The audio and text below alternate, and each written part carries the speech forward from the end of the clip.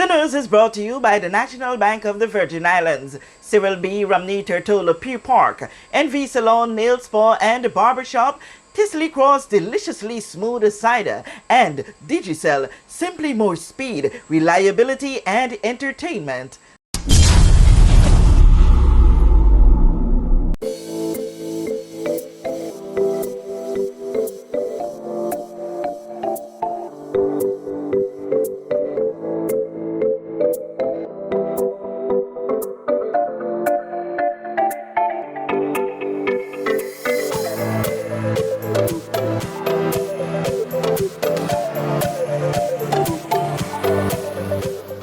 When it comes to delinquency among school children, Minister for Education, Culture, Youth Affairs and Sports, Honorable Hon DeCastro says, the system failed them.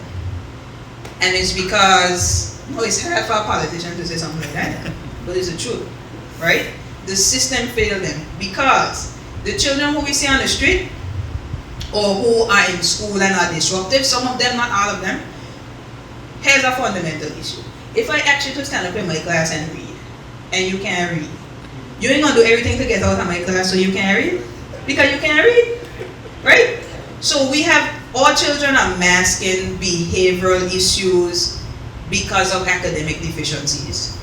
And so if you're in, let's say you're in grade 3, and you have to be promoted to grade 4, because you have retention and promotion policies, and a child ain't gonna stay in grade 4 forever. You send them through, you find a way. Every country does it. But how do you not just send them up? How do you create the opportunity to fill the learning gap? And what does that mean? That might mean that instead of a child having to pass 7 subjects, right? Some of them are electives and they don't really need to pass those. Maybe we tell them they need to pass 5. And the extra hours that would have been allotted to those 2 other subjects, they become extra learning time for the subjects that the children are having issues in. So then we begin to use the school time, not after school programs, and don't get me wrong, they have their place, but we have to do as much as we can within the time that we have. So we have to find a way to fill those gaps in the school system. And that means having the resources to do it. Honorable DeCastro was at the time guest speaker at the recent meeting of the Rotary Club of Central Tertola when she said funding is key. But that can't happen without putting some more funding in education. So there's a lot of ways to look at it. And if we really think critically about it, I believe that there's a lot more we could do to garner the interest of the children who would have dropped out of school. But there are various reasons why they did. And so we can't put it on the parents solely, we can't put it on them solely, we have to put it on the education system, but most importantly we got to put it on all of us. Because we're a part of the Virgin Islands. And you have to find a way to hold us as politicians accountable in our budgeting. And the reality is, most people want to see roads fixed and infrastructure fixed, but they don't understand that if you don't put some money in education, you will never get the roads and the infrastructure to be continually fixed, because you need children studying engineering and architecture and in order to keep fixing those things, or to get it fixed in a way that you don't have to fix it again. But you've got to start with education. If you don't do that, you're going to have to keep bringing in the skill set, which could leave at any time, versus you're introducing the skill set in your curriculum in your schools, so you know for sure you're going to have them in a few years. But if you don't choose to do that, we continue to repeat the cycle. So some of those children who have dropped out of school, I could guarantee you, they could have been an engineer or mechanic or brain doctor, whatever you think it is. I just personally feel in a lot of instances, they weren't taught the way they learn. Meantime, other areas of focus are on the table. Currently, we look at the discipline policy. So you have an infraction, and there's a consequence. But oftentimes, the main consequence that has been perpetuated is suspension. Now, suspension is I don't get to come to school, right? How do we create other opportunities for consequences? And that could be anything. And we've started to have a discussion about it, so I'll let you into some of the things we're thinking about. So there's so many activities and different things that happen on campus. Listen, if a child don't want to come to school, the only way that you could stimulate their thinking and their mindset to come to school is to create some level of interest in what they're doing. It may not be every subject, but if it's just one subject, a child has to be good at something. And so we have to create the environment, and that's where, as simple as changing curriculum may seem, that is exactly the perfect fit to allow for those children to even consider coming to school. So that's one. The second thing would be we have to consider alternate education, because every child will not learn in the way that a high school diploma allows. So there's certain subjects you must have this amount of subjects to pass and these type of stuff. Some children will not do that. There's some children who don't want to do it, but there's some children who just can't do it based on their level and their capacity. So how do we create avenues for those students? Now the next part of it is in the school, and there's positive behavioral support. So how do you not allow discipline to seem consequential in a negative light? And I had a meeting that this school started with the children who at the Elmore South High School and their parents who are frequent offenders in terms of who would have had multiple infractions and consequences, continuously suspended, forced their school. I was like, listen, we're not going into the school year with them thinking that they're going to do what they did last school year. So what we're going to do is we're going to have a meeting. So we invited my ministry team to school, we invited the parents, they came, the students were there, you know, mostly young men, but macho, and they come in and they're ready. And I had a really hard and frank conversation with them, and I told them what we're willing to accept. But my consequence at the first instance is not suspension.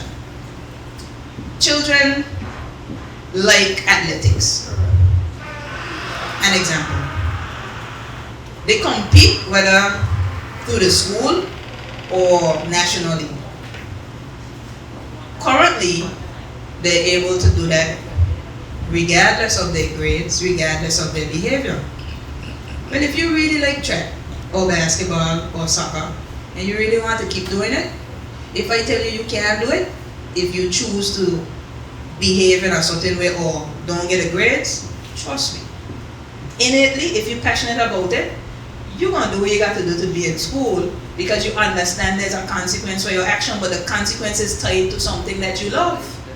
It's not tied to something that you hate in terms of, or a consequence that don't mean nothing to you. So if I don't want to come to school, you tell me coming to school, I don't care. But if I tell you, you can't be in the theater arts club, or you potentially, and I'm not speaking about things, right? You could take an iPad from a child, but I'm not talking about those sort of things. I'm talking about the type of initiatives and activities that will dissuade learning. Dissuade bad behavior. So if you want to, instead of suspending, let's do in-school suspension or detention. Now the first thing my teachers are going to tell me is we don't have any space, and we don't potentially have the human resource. So what we've been doing is looking to see how, based on our contact hours of teachers, how we could use our current resource complement to allow for those type of things to happen within the school premises that will still allow children to come to school and learn, but they wouldn't learn in the environment that they would expect to, and that's a consequence. And so we have to figure out how we use the psychology of it to dissuade the behavior, because it can be an iron fist approach. I think that's just one way. With this JTV News Update, Kathy Richards.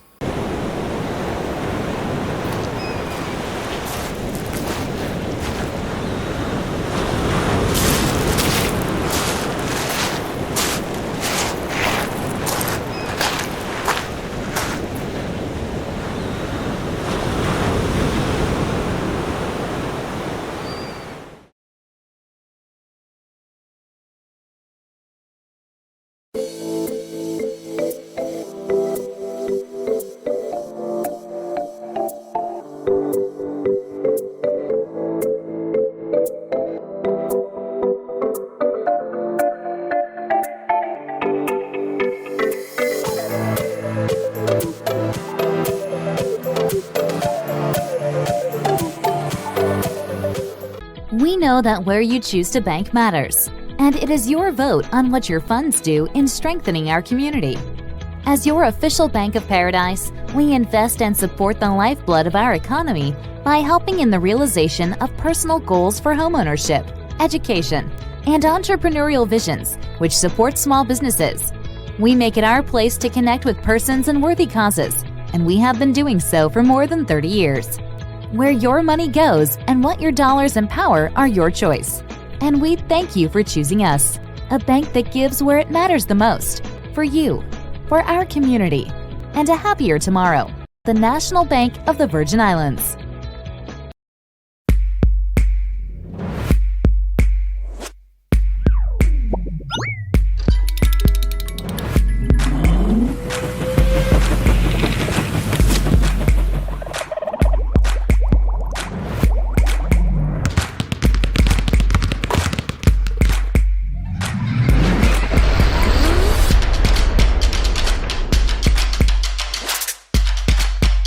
Freeze. Choose your mix, choose your flavor.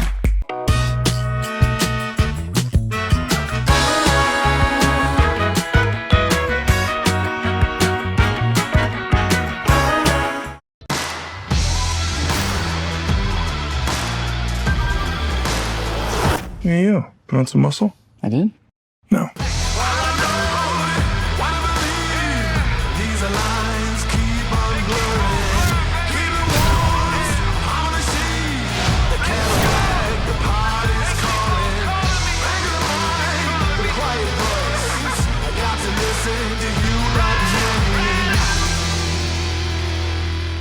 Rapid growth and reliance on digital systems has opened new vulnerabilities, and additional layers of cybersecurity are required to combat sophisticated cyber attacks. Simply Secure's security management solution helps overcome these challenges. Our service includes 24/7 protection for network devices, computers and servers with automatic restoration, security audits, and penetration testing. Don't wait for disaster to strike. Contact us today.